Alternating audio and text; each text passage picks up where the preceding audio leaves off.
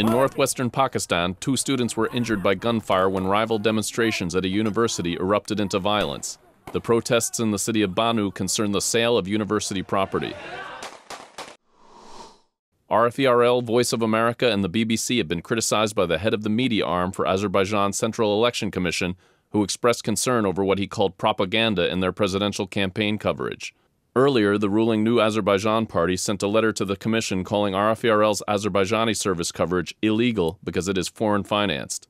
RFE rejected the ruling party's statements, calling them classic scare tactics ahead of the October 9th vote. In the Turkmen capital Ashgabat, more than 2,000 university students are rehearsing for mass Independence Day celebrations on October 27th. University students, teachers, and other state employees throughout the country are all required to take part in the Independence Day events. In the Georgian capital Tbilisi, activists have protested against Russian troops' installation of fences along the administrative boundaries of breakaway South Ossetia.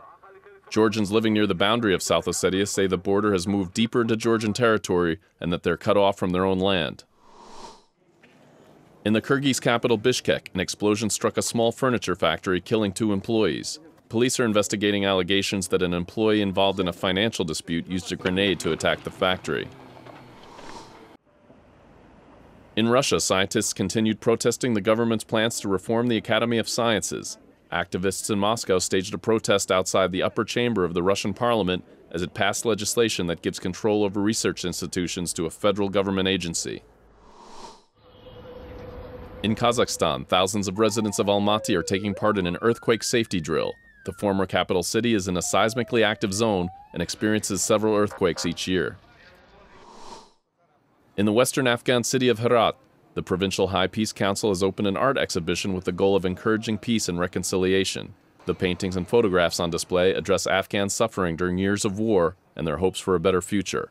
And that's the News Roundup from Radio Free Europe, Radio Liberty.